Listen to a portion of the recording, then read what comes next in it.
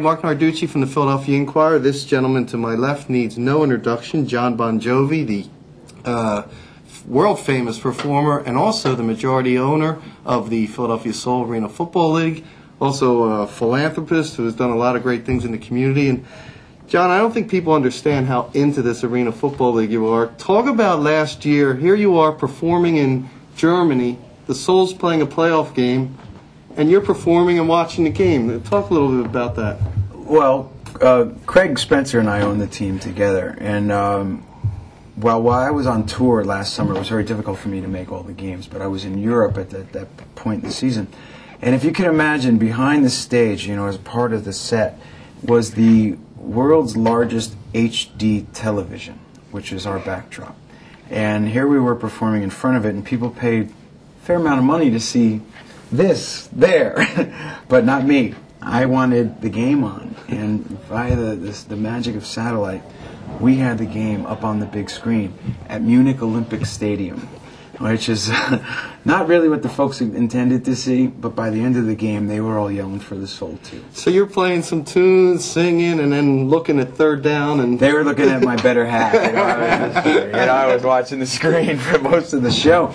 But it was a lot of fun, and it was great for the AFL to help, you know, just get that fan base out there internationally, letting them see it, letting them hear about it, our exuberance for the team. You sold a lot of Jon Bon Jovi Soul shirts, autographed, but it went to a great cause. Talk a little bit about that, about your role in the community and helping to build homes. Well, it's our role, you know, it's our role. It's both of Craig's and my team, and what we do here is.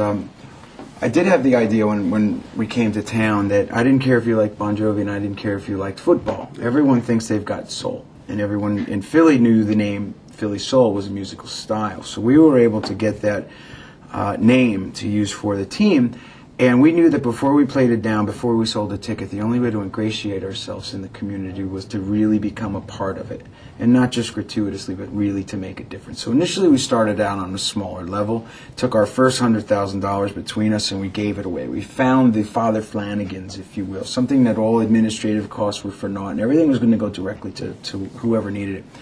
As time has gone on, and this is now our 4th year here, I realized that the homeless issue, not only in Philadelphia, but in most major cities across the country, doesn't discriminate.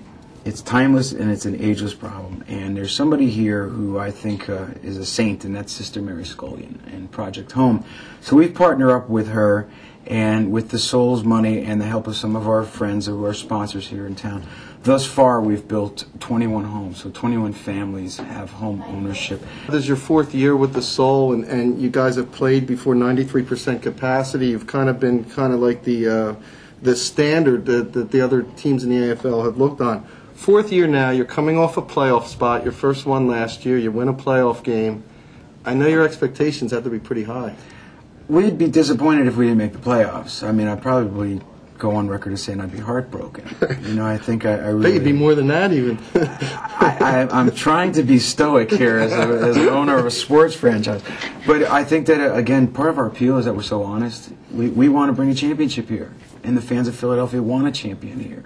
And we're trying to have players that are role models in this community, in a place that people can go that is not only accessible but affordable. Marquee quarterback in Tony Graziani, who's coming in for his 3rd year with the team. But there are a lot of other people that are going to have big roles. And I know one guy is a guy from this area, from Archbishop Carroll, Sean Scott. You love what he does, sure, both on and off the field. It's the story of Invincible. You know, he came on, he was a walk-on at a public tryout for an arena football team.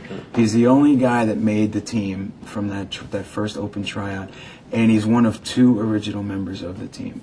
I mean, we have 3 guys on our team that wear Super Bowl rings. So to think that Sean Scott was a walk-on, a local kid who's made good, and everybody's just very happy with the progress that he's made in the last 3 years, and he's been one of the great spokespersons for the team off-season as well. He's just our kind of guy. That's one thing I always ask you, with the philanthropy, with the music, you've been in some movies, with the Soul. Are there enough hours in the day for you? No, but I'm working on inventing the 25th one. That's going to help finance the Soul. Then we'll be in business.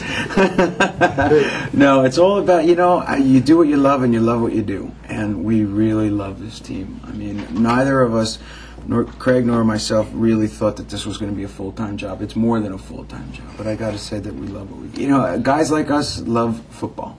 And guys like us, I think I could speak for everybody, would get depressed when football season's over. You know, you go to that next Sunday and there's the Pro Bowl, you want to let down.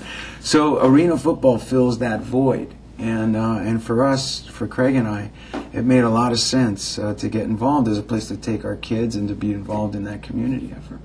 All right, John. Well, thanks, Mark. Always good to see you. John Bon Jovi, a man who wears many hats, and a guy that you'll be seeing at the Soul games. He's there front and center all the time.